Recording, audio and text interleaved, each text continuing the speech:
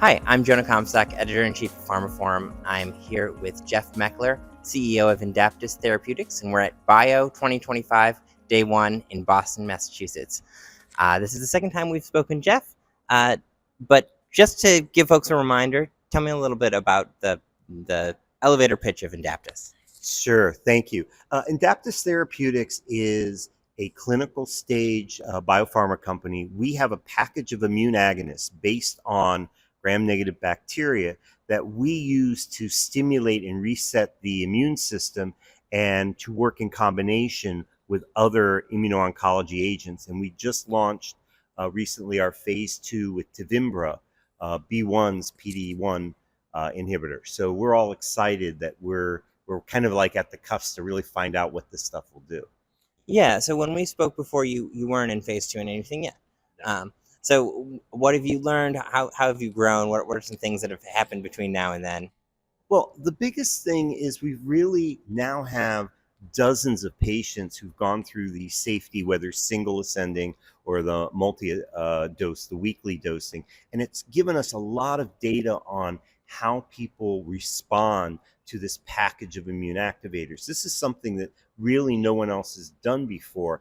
And we give a lot of we activate actually over 50 cytokines and chemokines, but over a short duration. And we've learned a lot about how people respond, because you get flu-like symptoms, you do have a response. There's not a placebo effect here. And so learning how we do that has really enabled us to see how we then add this on in combination with Tevimbra. So tell me a little bit about kind of the big vision here, right? Because most folks right now in oncology are talking about precision. They're talking about how can we more closely target the right group of patients. And your approach is sort of the opposite of that, right? You're trying to do something a little like more broad, almost broad spectrum, but in cancer.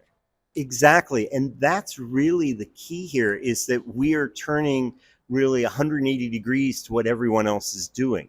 What we really think you need to do is get all the different components of the immune system, not just focus on the CD8 T cells or maybe the macrophages. This is activating NK cells, dendritic cells, your natural killer cells, gamma delta. What we do and the way we think about it is really kind of getting the immune system to do what it's designed to do. If you think of what cancer is, it's just your cell programming gone awry. Happens all the time. That's what your immune system does. It sees this cell going, it divided wrong, it's not functioning properly, we'll kill it and get it out of the body. Well, cancer is a point where a group of those cells start growing and are able to evade the immune system. We're just kind of resetting that immune system, and that's just the broad idea. And it's really based on an observation we've seen for centuries, which is in the presence of an infection, we have seen patients essentially either see a partial response or a complete response to their solid tumors. We're just trying to adapt that and trick the body into going down that pathway. When you're activating more immune responses, you're sort of throwing the kitchen sink in. It does seem like possibly more things could go wrong than trying to just activate one specific channel. Absolutely. And that's been the big fear from day one. When we started this, we had a bunch of people say this will never work. The FDA will never let you put it in people. You're going to have all these problems, cytokine storm, whatever. And what we have seen is our approach in adjusting the levels and ratios of the different activators and pulsing it, just giving it for a short period, we've seemed to alleviate those concerns, and we are able to then kind of moderate what the immune system is doing. Now, the question for us, and this is the exciting part for between now and the next year, as we do this combination with an anti-PD-1, the question will be, have we modulated it in the right way?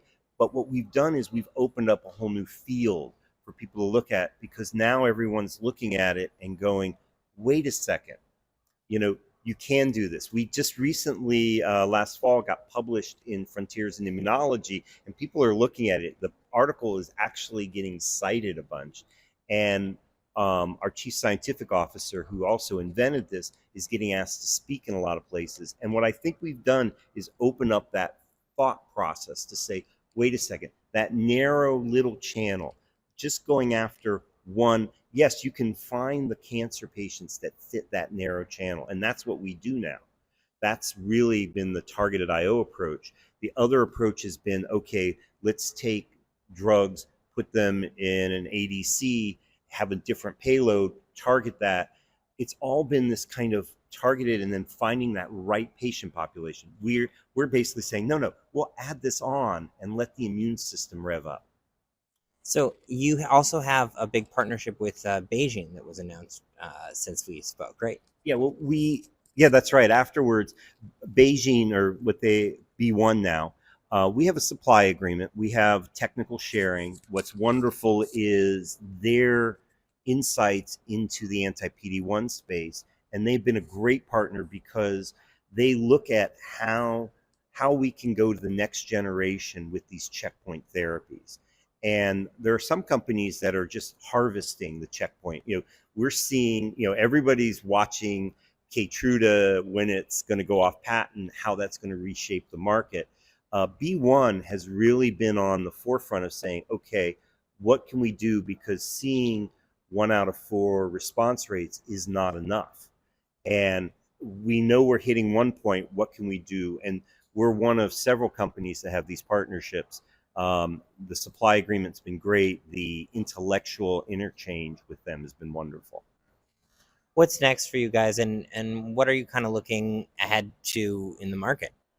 Well, what's next in a small biotech company? We're always raising money. But besides that, for us, it's really getting enough patients, ideally 20 to 30 patients, getting enough data to understand how in combination, what the immune response is, getting the tumor biopsies, and then also looking for a signal. All the patients in our trial should not respond.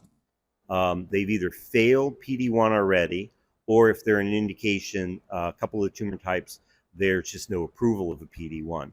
So if we do 20 to 30 and we see some response, there's always the one outlier. I'm always cautious to say, well, if you only see 1 out of 30, what do you really know? But in a group of patients that should see no response, if we see a handful or more, that's the turning point for us.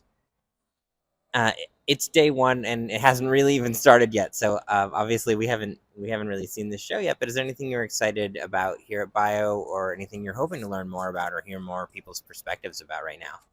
Well, I think one of the exciting points for us is there is a program that we're going to participate in, or who are the underdogs, and what does it take? We're excited to be here for that, and we're excited to participate in Bio. I think the networking here is really the key.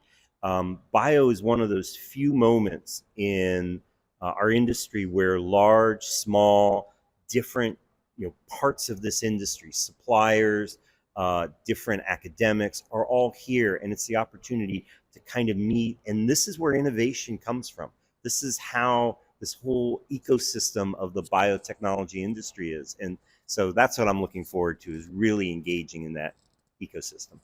And there's even policymakers here this year, which, up until now in the Trump administration, they haven't really been going out to these things and talking about what they're thinking. So that's kind of exciting too.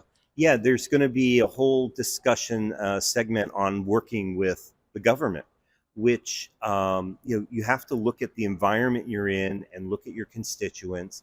And George W. Bush is presenting tomorrow. So I think there's going to be a lot of kind of fluid moments, and this is what innovation is all about. Awesome. Thank you so much, Jeff. Really good to see you again, and good luck. Thank you for having us, and hope you have a great conference.